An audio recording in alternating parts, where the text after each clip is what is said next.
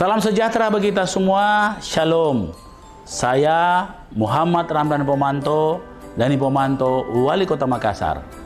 Atas nama seluruh jajaran pemerintah Kota Makassar dan atas nama seluruh masyarakat Kota Makassar mengucapkan selamat merayakan Natal 2023 dan Tahun Baru 2024. Dalam semangat kerukunan dan persaudaraan, semoga kehangatan Natal yang penuh kasih membawa kebaikan dan kedamaian bagi kita semua, baik untuk semua.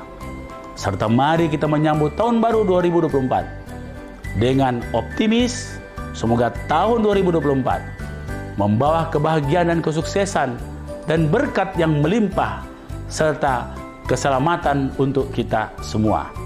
Saatnya berbenah diri, menyongsong masa depan yang lebih cerah di tahun 2024. Semoga Tuhan memberkati kita.